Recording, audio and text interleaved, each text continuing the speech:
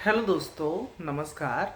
देखें कि जैसे आज हम बात करेंगे जुपिटर इन 11th हाउस, अर्थात जिन जातकों का बृहस्पति 11वें भाव में होता है उनको कैसे फल मिल सकते हैं। देखें कि सबसे पहले हम 11वें भाव को थोड़ा समझ लेते हैं कि 11वां भाव किन चीज़ों को रिप्रेजेंट करता है। तो जैसे 11वां भाव इनकम का बताया गया है, जो भी गेन हमारा होता है वो 11वां भाव दिखाता है। 11वां भाव मान सम्मान को रिप्रेजेंट करता है। 11वां भाव व्यक्ति के जो गहरे डिजायर्स होते हैं उनका भी होता है। 11वां भाव जितने भी प्रकार के जो भी हमें समझ लीजिए पुरस्कार मिलता है उसका होता है, प्रमोशन का होता है 11वां भाव। 11वें भाव से बड़े भाई का भी विचार किया जाता है। तो ऐसे भाव में जब बृहस्पति बैठेगा, एक तो बृहस्पति 11वें भाव का स्वयं कारक है, लेकिन बृहस्पति के कुछ एक अपने कारकत्व हैं। जैसे बृहस्पति ज्ञान का, संतान का, धन संपत्ति, मान सम्मान आदि चीज़ों का कारक होता है। तो ऐसा बृहस्पति यदि 11वें भाव में बैठेगा तो देखें कि सबसे पहले, क्योंकि जो भाव का कारक है वही भाव में स्थित हो रहा है, तो यदि वो पीड़ित नहीं है, यानी कि वो शुभ बैठा है, उस पर किसी पाप ग्रह का प्रभाव नहीं है, या फिर कोई उसके साथ पापी ग्रह बैठा है तो भी वो केंद्र त्रिकोण का स्वामी है, तो इतनी दिक्कत नहीं है। तो कहने का मतलब है कि यहाँ पर बृहस्पति यदि पीड़ित नहीं है तो ये बहुत अच्छी स्थिति है, क्योंकि कारक और भाव दोनों का संबंध हो जाएगा। तो ये ऐसे लोग मान सम्मान के लिए ये बहुत अच्छा योग है जीवन में। जैसे क्योंकि बृहस्पति एक्सपेंस का भी कारक होता है, तो बृहस्पति जहाँ बैठता है वहाँ की चीज़ों को बढ़ा देता है। तो कई बार ये भी देखा जा सकता है कि आपके कई जगह से इनकम के स्रोत हो सकते हैं। दूसरी चीज़ ये कि यहाँ पर बैठा व्यक्ति बृहस्पति, सॉरी मैं व्यक्ति बोल गया, बृहस्पति व्यक्ति को, जैसे एक होता नहीं है कि जो लोग चाहते हैं कि उनको पूछा जाए, उनको मान सम्मान दिया जाए, ऐसे लोग थोड़ा सा पैसों के लिए उतना हमेशा तत्पर नहीं रहते हैं जितना कि इनकी डिग्निटी, जो मॉरल एथिक्स है वो ज़्यादा इम्पोर्टेंट रहती है कि हाँ मेरी वैल्यू की जाए, मैं कोई बात कह रहा हूँ तो उसको सुना जाए। इस चीज़ के लिए ये बृहस्पति जाना जाता है 11वें भाव में। ऐसा बृहस्पति यदि लेकिन इस पर कोई नकारात्मक प्रभाव पड़ जाए तो कई बार ये भी देखा जाता है कि व्यक्ति जो सम्मान डिजर्व करता था वो उसे ना प्राप्त हुआ हो, या कई बार जैसे कि अमूमन ऐसे सुनते हुए मिलेगा, क्योंकि यहाँ पर बृहस्पति 5वें भाव पर भी दृष्टि डालेगा। तो कई लोग कहते हैं कि एग्ज़ाम में जो नंबर मेरे आ सकते थे उससे कम ही आए हैं। मतलब एक तरीके से जो सेटिस्फेक्शन में डेंट रहता है उसमें भी ये देता है कि ऐसा व्यक्ति जल्दी से किसी चीज़ से सेटिस्फाइड नहीं रहता है। वो निरंतर चाहता है कि जितना भी उसे प्राप्त हो रहा है वो उसमें भी थोड़ी बहुत कमी निकाल करके बता देगा कि ये कम है, मुझे तो और बेहतर मिल सकता था। कहने की बात है कि आपको थोड़ा सा मतलब बृहस्पति क्योंकि संतुष्टि का कारक है, तो आपको उस धन संपत्ति के मामले में, सम्मान पुरस्कार के मामले में आपको भी थोड़ा सा संतोष रखना चाहिए। ये थोड़ा सा बृहस्पति का ड्रॉबैक होता है। यहाँ पर बैठा बृहस्पति तीसरे भाव को अपनी 5वीं दृष्टि से देखेगा, तो भाई बहन प्रायः इनके जिम्मेदार होते हैं, ये देखा जाता है। कम्युनिकेशन स्किल अच्छी होती है। जो लोग जैसे मध्यस्थता करवाते हैं, बातचीत करके बीच का रास्ता निकालना हो, ठीक है, किसी को सलाह देनी हो, कोई कंसल्टेशन, कोई एडवाइजरी आदि का कार्य हो सकता है, कोई व्यापार का कार्य जिसमें कम्युनिकेशन इंपॉर्टेंट हो, वहाँ पर भी ये बृहस्पति अच्छा रोल निभाता है। कहने का मतलब है कि क्योंकि देखिए कि तीसरे भाव पर बृहस्पति की दृष्टि आएगी तो पढ़ने लिखने संबंधित चीज़ें व्यक्ति को बहुत पसंद होगी, व्यक्ति की लेखन क्षमता अच्छी होगी। लेकिन दूसरी चीज़ ये है कि व्यक्ति जल्दी से, यदि लग्न पे मंगल शनि का प्रभाव नहीं है, केतु का, तो व्यक्ति फिजिकल वायलेंस से बचता है। वो किसी विवाद झगड़े को चाहता है कि बातचीत करके सुलझा लिया जाए या इस तरीके से निपटारा कर लिया जाए तो ज़्यादा बेहतर है। एक दृष्टि बृहस्पति की 5वें भाव पे आएगी तो पढ़ाई लिखाई के लिए, ज्ञान के लिए ये बेहतर है। देखिए ये जितनी भी मैं बेहतर बातें बता रहा हूँ ये तभी की स्थिति में लागू होगी जब बृहस्पति 11वें भाव में बैठ के पीड़ित ना हो। यदि बृहस्पति पे थोड़ा सा भी पाप प्रभाव हो जाएगा तो भाव के साथ साथ कारक गया, और कारक के साथ साथ यदि मान लीजिए कि संतान भाव यानी कि जो 5वां भाव होता है वो भी पीड़ित हुआ, तब तो फिर तो मतलब बेड़ा गर्क समझ लीजिए, इसको इस तरीके से शब्द प्रयोग करना चाहिए, क्योंकि भाव भी पीड़ित हो जाएगा, भाव का कारक पीड़ित हो जाएगा। तो इस वजह से यहाँ पर ये बहुत संवेदनशील स्थिति बनती है कि इस बृहस्पति को जो भी कोई, जब भी आप एनालिसिस करें तो जांच परख के कहें या देखें तो जांच परख करके सोचें कि उस पर कैसे ग्रहों का प्रभाव है। तो कहने का मतलब है जब भी बृहस्पति पंचम भाव को देखेगा, पुत्र संतान की प्राप्ति होती है। ऐसे लोगों को ये देखा जाता है संतान प्रायः मतलब अपने पिता से ज़्यादा आगे बढ़ती है, मतलब कि जो भी आपकी संतान होगी वो जिम्मेदार होगी और आपसे ज़्यादा जीवन में तरक्की करते हैं, ये देखा जाता है।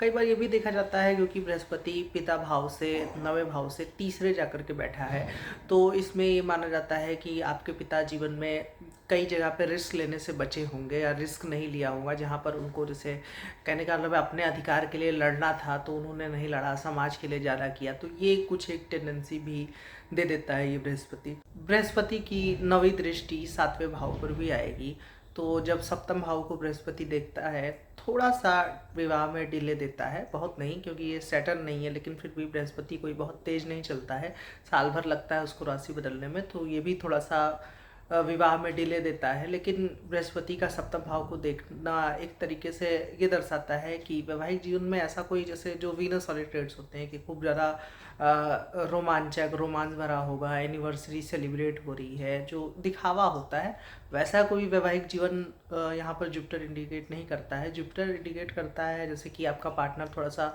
मैच्योर होगा, वो अपने परिवार के साथ साथ सामाजिक दायित्वों को ज़्यादा देखेगा कि समाज में समाज के लिए क्या करना है, जो आसपास के लोग हैं, रिश्तेदार हैं। अमूमन लोग अपने पार्टनर से इसी बात के लिए परेशान रहते हैं कि सर दुनिया के लिए बहुत ज़्यादा कर देते हैं, हमारे घर के लिए नहीं ध्यान दे रहे हैं, तो ये मतलब कई बार ऐसा आपके पार्टनर में गुण देखने को मिल सकता है। दूसरा ये कि जुपिटर की सप्तम भाव पर दृष्टि ये भी दर्शाती है कि व्यक्ति किसी जैसे जो सातवां भाव होता है वो व्यापार का होता है, तो यदि बृहस्पति जो भी आपका लग्न है उस लग्न में कारक होकर के बलि बैठा है तो आप व्यापार कर सकते हैं। व्यापार में जैसे बहुत लोग जैसे सोनार का व्यापार करते हैं, बृहस्पति जो कि मीठे को रिप्रेजेंट करता है, तो जिनकी बड़ी बड़ी जैसे जो दुकानें होती हैं हलवाई की, वो भी इस चीज़ को इंगित करता है। काम में तो ऐसा व्यक्ति कोई प्रोफेसर हो सकता है, कोई अध्यापक हो सकता है, पढ़ाने वाला हो सकता है, कुछ बैंक में कार्य कर सकता है, अगर हम सिर्फ 11 भाव के बृहस्पति की बात करते हैं तो। लेकिन देखिए कि इसको हम थोड़ा सा गहराई में समझते हैं, ये तो ऊपर ऊपर से बात हो गई कि ये ऐसे ऐसे है तो ये फलित हो सकता है। लेकिन देखिए कि जो टेंडेंसी है कि ग्रह जिस भाव में बैठता है उस भाव को सबसे ज़्यादा प्रभावित करता है, तो कैसी टेंडेंसी यहाँ पर बृहस्पति दे सकता है। देखिए कि हम 2-3 स्थितियों की बात करेंगे। पहली स्थिति है कि बृहस्पति कुंडली का कारक ग्रह है और 11वें भाव में आकर के वो अपनी मित्र राशि में अच्छे से बैठा है, मतलब कि वो उच्च का है, अपनी मित्र राशि में किसी पाप ग्रह से दृष्टि नहीं है, तो ये सबसे बेस्ट स्थिति है। इसका मतलब क्या हुआ कि आपको जीवन में कई प्रकार के क्षेत्रों में कार्य करने का मौका मिलेगा, कई जगह से आपकी इनकम होगी। दूसरा कि आपने पढ़ाई लिखाई में भी बहुत अच्छा किया होगा, आपकी योग्य संतान होगी, ठीक है, आपकी लेखनी बहुत अच्छी होगी, तो कुल मिलाकर के आप एक अच्छे अध्यापक हो सकते हैं। कई बार स्टूडेंट लाइफ में आपने ये फेस किया होगा कि जितना मतलब जैसे जो बच्चे हैं वो आपसे सवाल या कुछ पूछने आ रहे हों, तो मतलब कि आप अपने क्लासमेट में सबसे ज़्यादा जानते हो और आप अपने ही क्लासमेट्स को पढ़ाने लगे हो एक तरीके से, ये भी देख सकते हैं। तो कुल मिला करके पहली जो स्थिति है ये तो सबसे बेस्ट होती है।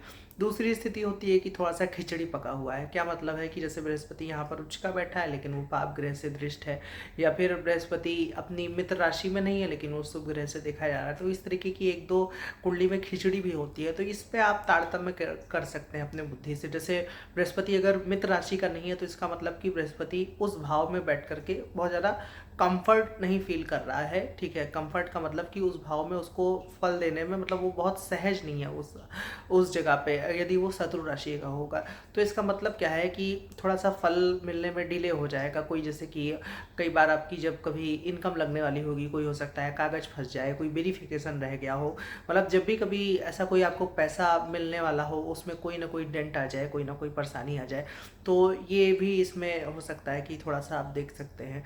तीसरी स्थिति यह है कि बृहस्पति किसी पाप ग्रह से दृष्ट होकर के पीड़ित बैठा हो यदि 11वें भाव में, तो यहाँ पर देखें कि अगर आपका जैसे कि सिंह लग्न है, धनु का लग्न है, यानी कि बृहस्पति लग्नेश होकर के या बृहस्पति कारक होकर के 11वें भाव में पीड़ित हो रहा है पाप ग्रहों से, और ऐसे पाप ग्रह जो कुंडली के लिए मतलब कि अकारक भी है, तो इसका मतलब ये बहुत ही एक तरीके से समझ लें कि गहरे मनोद्वंद को भी रिप्रेजेंट करता है। कहने का मतलब है कि व्यक्ति के अंदर लालसा होती है कि उसको समाज सम्मान दे, लेकिन व्यक्ति को वो प्राप्त नहीं हो रहा है। मतलब चाहे आप जितना भी प्रयास कर लीजिए, आपको वो डिग्निटी या वो फेम नहीं प्राप्त हो रहा है जो आप डिजर्व करते हैं। तो ये बृहस्पति की सबसे पीड़ादायक स्थिति हो जाती है। और मान लीजिए कि किसी वजह से बृहस्पति भी पीड़ित है, संतान भाव भी पीड़ित है, तो वहाँ पर संतान होने में समस्या के योग भी देखे जा सकते हैं।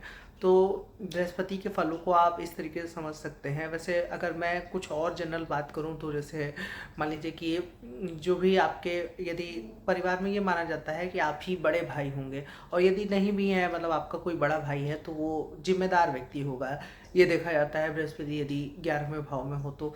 11वें भाव का बृहस्पति एक तरीके से समझ लीजिए कि तीनों काम त्रिकोण पर अपना प्रभाव दे रहा है, यानी कि वो तीसरे भाव को देखता है, वो 7वें भाव को देखता है। 11वें भाव में बृहस्पति जाकर के स्वयं बैठा है, तो जैसे काम त्रिकोण इच्छाओं को रिप्रेजेंट करता है। तो बृहस्पति जैसे ग्रह की क्या इच्छा हो सकती है, बृहस्पति के कारकत्व को आप इच्छा से जोड़ सकते हैं। कहने का मतलब है कि ऐसा व्यक्ति इच्छा रखता है कि उसके पास धन संपत्ति अधिक मात्रा में हो, समाज में जो सोशल स्टेटस है वो बना रहे, उसमें नाम में कोई खराबी ना आए। दूसरा ये कि ऐसा व्यक्ति मतलब कि पुत्र संतान की भी इच्छा रखता है। तीसरा ये कि जो भी बृहस्पति के और जो कारकत्व हैं, कहने का मतलब है कि उसको मैं किस तरीके से समझाऊं कि जैसे एक तरीके से होता नहीं कि लोग आए, इनको पूछें, इनको बहुत ज़रूरी है। मतलब बुढ़ापे में सबसे ज़्यादा बृहस्पति वालों की दिक्कत मैंने यही देखी है कि वो परेशानी लेकर के यही आते हैं कि कोई अब पूछता ही नहीं है, कोई राय लेने नहीं आता है, कोई सलाह लेने नहीं आता है। और ये गूगल की दुनिया में तो मतलब ये सबसे ज़्यादा और परेशानी है कि वर्क फट से हो जाता है, लोगों को दूसरों के पास जाने की ज़रूरत नहीं है। मतलब पहले की ज़माने में ये स्थिति रहती थी कि लोग बड़े बूढ़ों के पास जाते थे, पूछते थे। तो ये थोड़ी सी टेंडेंसी है बृहस्पति वालों को, तो इससे आपको बचना चाहिए कि जैसे अब वो ज़माना नहीं रह गया है कि आप ऐसी इच्छाएं रखें कि लोग आपको पूछें और हर छोटी चीज़ में आपसे राय लें, और ज़बरदस्ती राय देने से बचे भी, क्योंकि ये भी बृहस्पति के थोड़े कारकत्व यहाँ पर आ जाते हैं कि ऐसा व्यक्ति दूसरों को सलाह देता है और दूसरे लोग तो बहुत ज़्यादा सफल हो जाते हैं, लेकिन जब स्वयं की बारी आए, विशेषकर कि पढ़ने में, पढ़ाई लिखाई संबंधित जो भी शिक्षा होती है, जहाँ तक कि वो कई बार ऐसी हो जाती है कि शिक्षा जगत में आपने जिस चीज़ से शिक्षा ली है, कार्य आप दूसरा कर रहे हैं। मतलब कि आपने पढ़ाई लिखाई आर्ट साइड की करी है, कार्य आप इंजीनियरिंग का कर रहे हैं, ऐसा कुछ मतलब वाइस वर्सा भी हो सकता है। तो कुल मिलाकर के बृहस्पति के 11वें भाव में ये कुछ एक स्थितियाँ थी, कुछ एक फल थे जो मैं बता रहा हूँ। अब इसमें मैं और ज़्यादा मतलब जनरलाइज नहीं करूँगा, क्योंकि वही है ना कि किसी एक ग्रह के फल को हम इतना ज़्यादा बता देते हैं, पता चले कुंडली की स्थिति कैसी हो, तो आप सब उस हिसाब से जो मैंने स्थितियाँ बताई हैं कि ग्रह पीड़ित है, ग्रह बली है, उस हिसाब से जोड़ करके इसको देख सकते हैं। देखें कि अब हम कुछ ग्रहों के बारे में बात कर लें कि बृहस्पति के साथ यहाँ पर कैसा ग्रह बैठा है। तो बृहस्पति के साथ समझिए कि मान लीजिए सूर्य बैठा हो, तो सूर्य बृहस्पति एक तरीके से अथॉरिटी को रिप्रेजेंट करते हैं, सत्ता को, नेम फेम को रिप्रेजेंट करते हैं।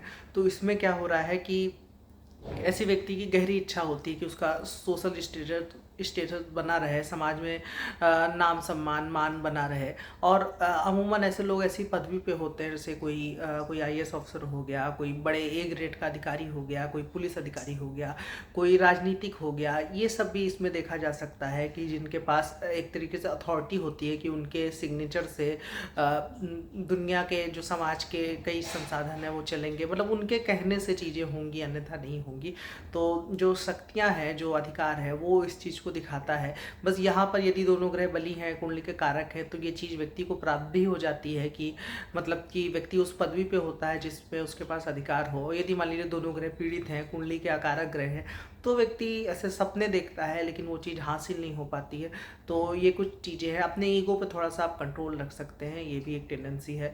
अब देखें कि अगर हम बात करें कि गुरु और चंद्रमा 11वें भाव में, देखें कि अगर चंद्रमा के साथ बृहस्पति 11वें भाव में होगा, वैसे तो बृहस्पति चंद्र का योग ही बहुत अच्छा है उदार होने के लिए। और दूसरा ये कि मतलब कह लीजिए कि जो लोग दयावान होते, ऐसा व्यक्ति कुछ एक जैसे कोई मनोचिकित्सक हो सकता है, कोई बढ़िया लेखक हो सकता है जो कविता वविता लिखता हो, या फिर जो लोग जैसे कि अध्यापन का कार्य करते हैं, पढ़ाने का काम करते हैं, या जो लोग जैसे एनजीओ में कार्य करते हैं। कई बार ये इस चीज़ को भी दिखाता है कि ये लोग जैसे कि घर से दूर हट के समाज के लिए कुछ करने निकल गए, लोगों का भला करने में अपना जीवन दे रहे हैं। तो ये कुछ चीज़ें भी यहाँ पर देख सकते हैं। दरअसल बृहस्पति और चंद्र का योग जितना अच्छा है, भाव दरअसल है ये 11वें भाव में युति।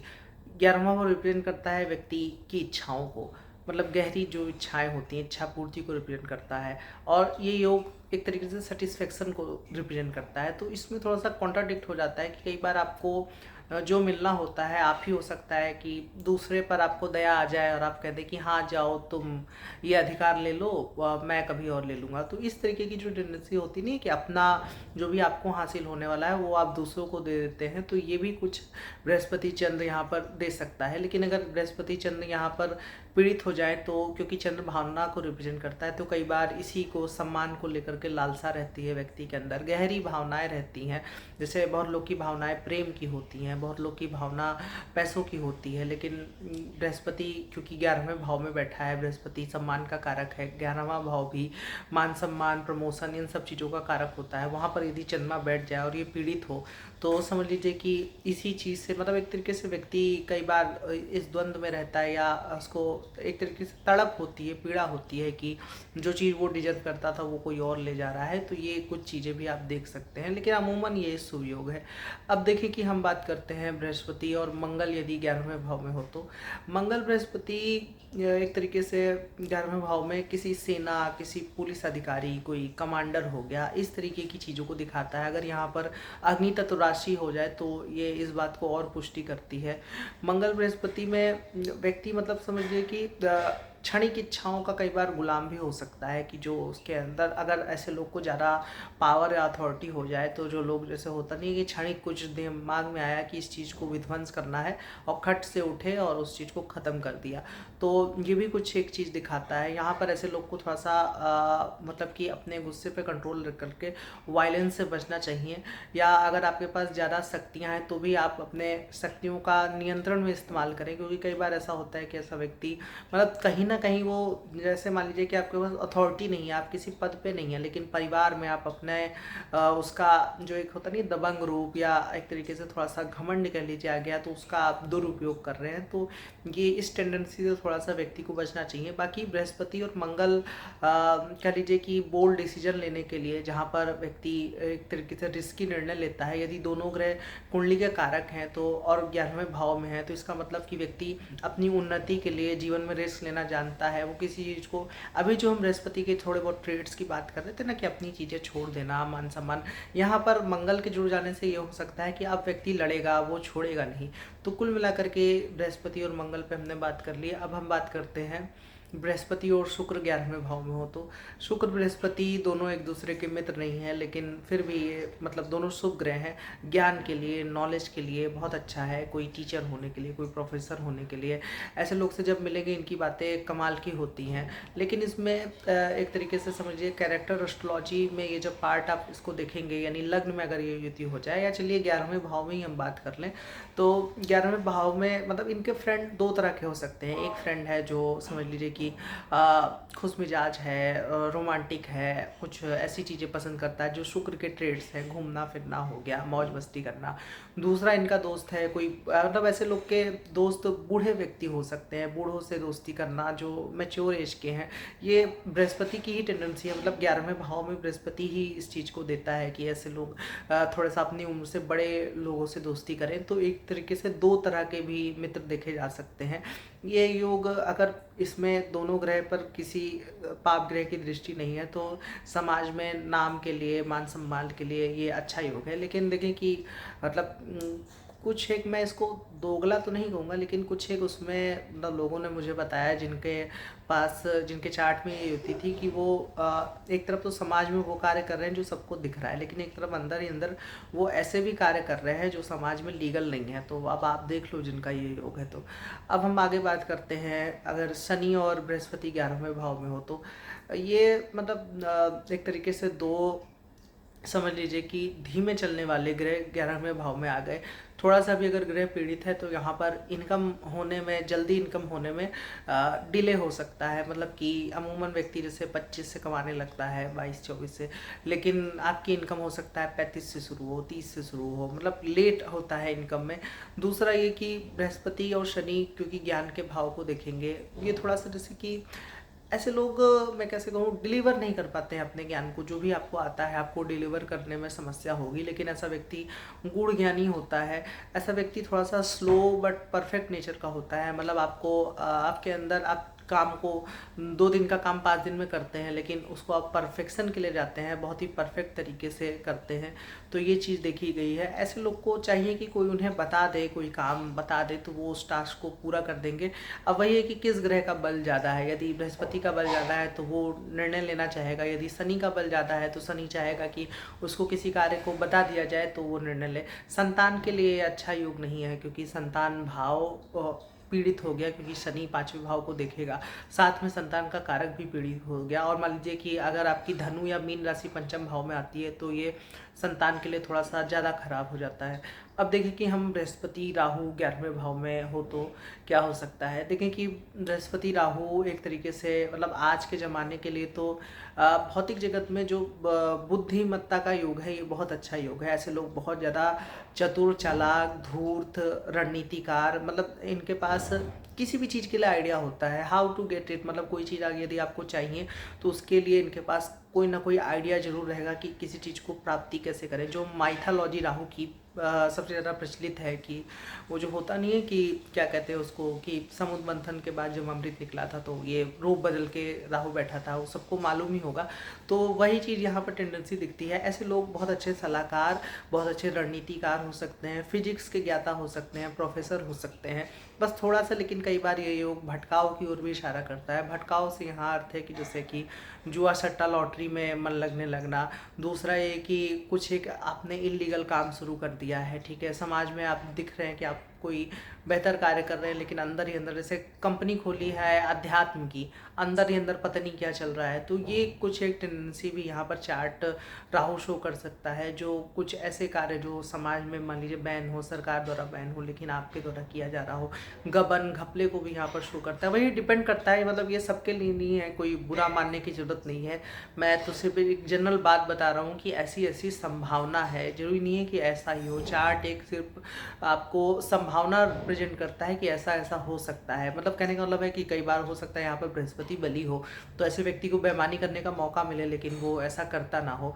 खैर, हम अपने विषय पर रहते हैं। तो बुद्धि के लिए ये बहुत अच्छा योग है, जिनके पास मतलब एक तरीके से समझ लीजिए कि जो घाघ लेवल का दिमाग होता है कि किसी तरीके से किसी चीज़ को हासिल करना चाहिए, लेकिन ये संतुष्टि के लिए अच्छा नहीं है, सेटिस्फेक्शन नहीं रहता है ऐसे लोगों को। दूसरा ये कि संतान के लिए भी ठीक नहीं है, क्योंकि यदि राहु 11वें में होगा तो संतान मतलब संतान भाव में केतु होगा, तो एक तरीके से भाव और कारक दोनों पीड़ित हो गया। तो ये जो बेसिक बात है इस चीज़ का आप ध्यान रखिए।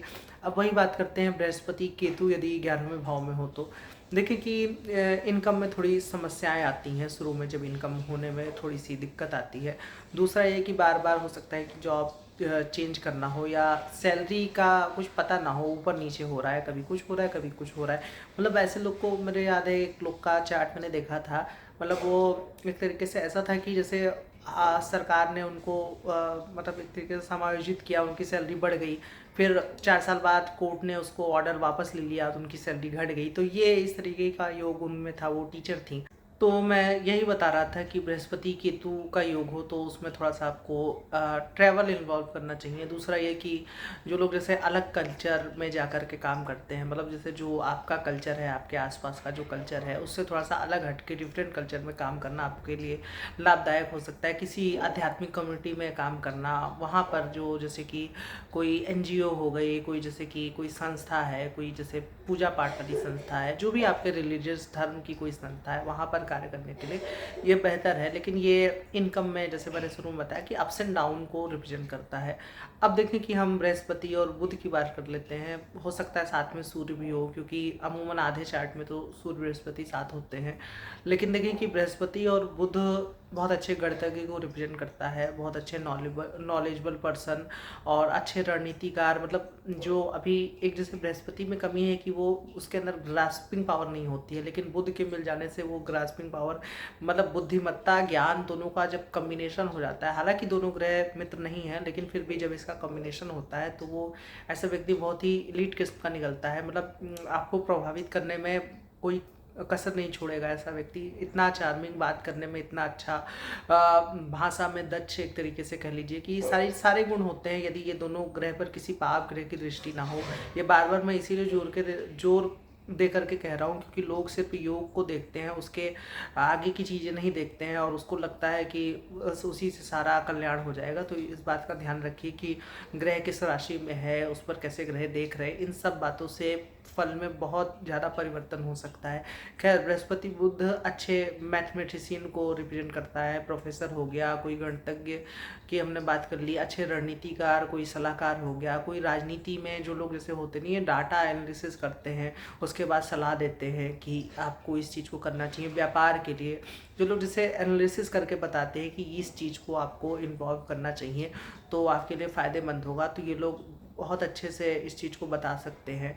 और दूसरा ये कि इसमें बस एक ही कमी देखी गई, क्योंकि बुध संतान का कारक नहीं होता है, तो मतलब अच्छा संतान भाव में बुध को संतान के लिए अच्छा नहीं माना जाता है, तो एक तरीके से संतान भाव को बुध देखेगा, बृहस्पति के साथ होगा, तो संतान के केस में थोड़ा सा ये अप्स एंड डाउन दे सकता है।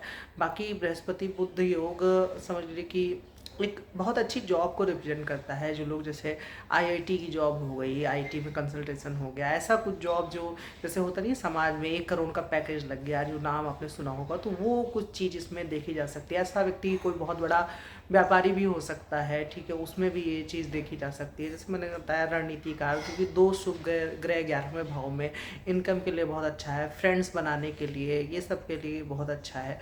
तो कुल मिलाकर के हमने सभी ग्रहों की बात कर ली है मोटा मोटी। तो आशा करता हूँ कि आपको ये वीडियो अच्छा लगा होगा। यदि अच्छा लगा है तो आप मेरा वीडियो लाइक कर सकते हैं और मेरे चैनल को जरूर से सब्सक्राइब करें।